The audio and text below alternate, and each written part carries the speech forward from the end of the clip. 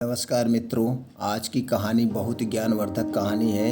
इस कहानी से आपको एक ऐसी सीख मिलेगी जिससे आप अपने जीवन में कभी भी ग्रो कर सकते हैं। तो कहानी ध्यान से सुनिएगा दोस्तों। किसी गांव में एक सेठ जी रहते थे। उनके पास बहुत धन था, कोई कमी नहीं थी, अच्छा खासा जीवन चल रहा था। लेकिन फिर भी सेठ जी बहुत कंजूस स्वभाव वाले व्यक्ति थे। कभी कोई दान पुण्य ना करते थे।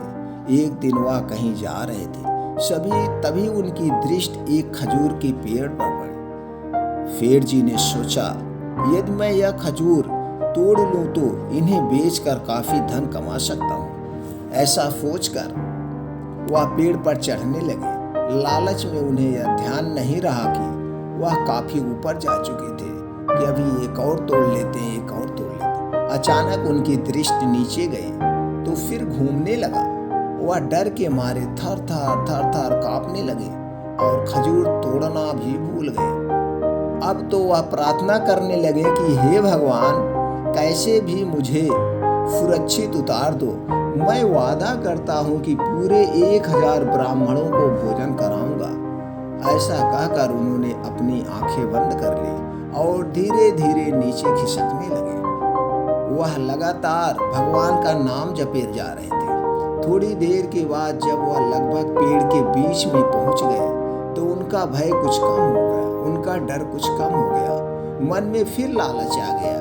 बोले, प्रभु, ब्राह्मण 1000 रुपये ज्यादा ही है। ब्राह्मण 1000 रुपये कहाँ खिलाएगा? मुझे लगता है कि 500 ब्राह्मण ही उचित होंगे। अब 1000 ब्राह्मणों को मैं कहाँ से खिला पाऊंगा? ये 500 ब्राह्मण ही चल जाए तो आप चला दीजिए। ऐसा कहकर वह नीचे उतरे। अब वह धरती पर आ गए थे तो ईश्वर को धन्यवाद दिया और बोले, प्रभु, आप तो दाताओं के दाता हैं। मैं ठहरा तुच्छ प्राणी। मैं चाहे 500 को भोजन कराऊं अथवा एक को, चाहे मैं 500 लोगों को भोजन कराऊं या एक को, आपका कौन सा फर्क पड़ता है? किंतु मैं प्रण लेता हूं कि एक ब्राह्मण को भोजन करवाकर खूब दान दक्षिणा देकर विदा करूंगा। ऐसा कहकर वह अपने घर पर पहुंच गए। भगवान भी सेठ की कंजूसी देखकर हंस पड़े। सबक सिखाने की फिर ठान ले। अगले दिन सेठ जी अपने गांव के ऐसे ब्राह्मण की खोज में निकले जिसके भोजन की खुराक सबसे कम हो। ऐसे ही एक दुबले पतले ब्राह्मण को उन्होंने खोज लिया और उसको भोजन का न्योता देकर वापस आ गए। वह ब्राह्मण सेठ की कंजूसी से के संबंध में सब कुछ जानते थे। उन्होंने सोचा कि आज इसको अच्छा सबक सिखाने का अवसर मिल गया। उधर भगवान भी सबक सिखाना चाहते हैं और उधर ब्राह्मण भी सेठ को सबक सिखाने का ठान लिया। उधर सेठ जी अपनी पत्नी को सब कुछ समझाकर दुकान चले गए। कुछ देर के बाद ब्राह्मण आ गया।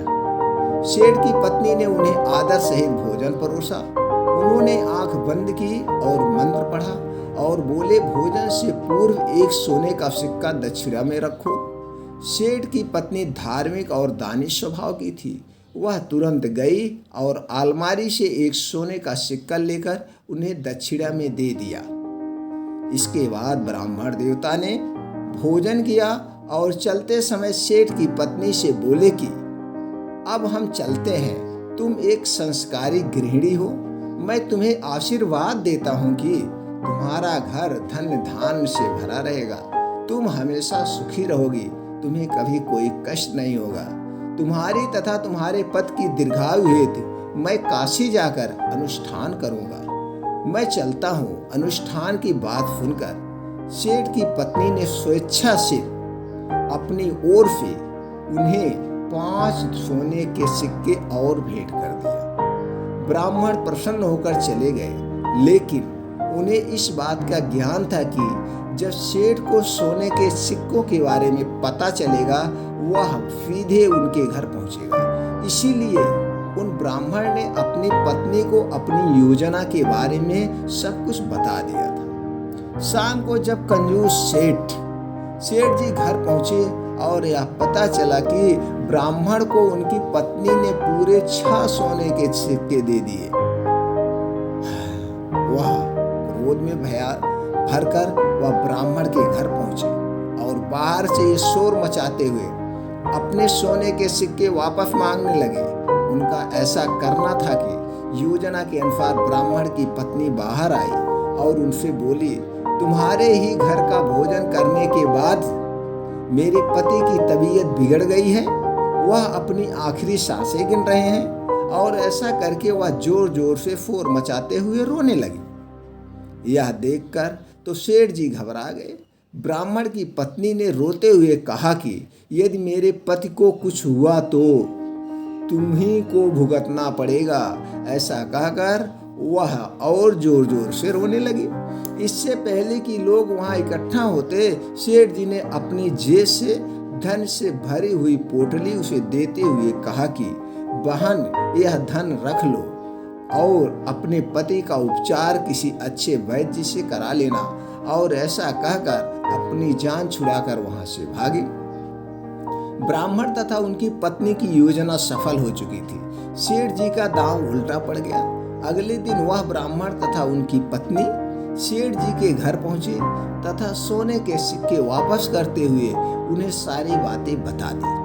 सेठ जी को अपनी गलती की सजा मिल चुकी थी। उन्हें अपने मन में बड़ी ग्लानि हुई। वह ब्राह्मण से बोले, महाराज, मुझसे भगवान से झूठ बोलने का अपराध हुआ है। आप ही बताए कि मैं इसका पश्चाताप कैसे करूं।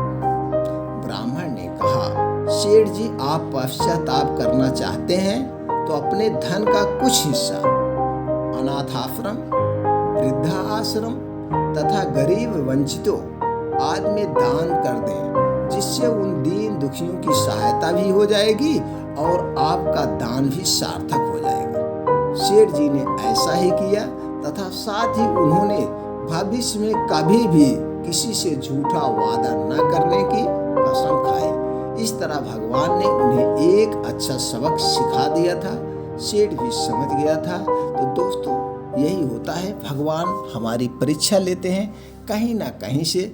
इसीलिए हम कभी भी ऐसा कोई काम ना करें जिससे किसी को, दूसरे को कष्ट हो, या हम इस झूठ के फरेब में न फंसें, या हम जो भी कमाई कर रहे हैं उसका कुछ ना कुछ अंश, हमें अगर सुखी रहना है, हमें अपने पापों से बचना है, तो हमें दान देते रहना चाहिए। चाहे आप किसी गरीब बच्चे को दे, चाहे किसी अनाथालय में दे, कहीं से भी थोड़ा बहुत अपने कमाई का कुछ हिस्सा अगर आप दान देते रहते हैं, इससे तो आपके मन को संतुष्टि मिलेगी।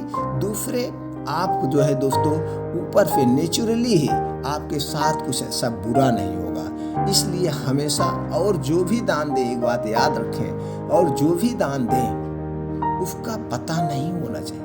दान देने के बाद अगर उसके आप ढोल बजाओगे, उसके गुणगान गाओगे, खमेनों के इतना दान दे दिया, तो फलित नहीं होता। दान ऐसे दिया जाता है, ऐसे गुप्त दिया जाता है, एक हाथ से दे, दूसरे हाथ को पता नहीं चलना चाहिए। इस तरह से दोस्तों, आपको इस कहानी से क्या सीख मिली, आप हमें कमेंट बॉक्स में जरूर बताएं। अगर इस कहानी से आपको प्रेरित हुए हैं तो कमेंट बॉक्स में जाके एक थैंक्स या ओके कर सकते हैं। तो दोस्तों, अगर कहानी अच्छी लगी और आपको लगता है या कहानी दूसरे तक पहुंचाया जाए, उनको भी एक सीख, एक सबक मिल सकता है, तो दोस्तों कहानी ज़्यादा से ज़्यादा लोगों तक शेयर करें। फिर मिलते हैं ऐसी ही और महत्वपूर्ण ज्ञानवर्धक कहानी के साथ।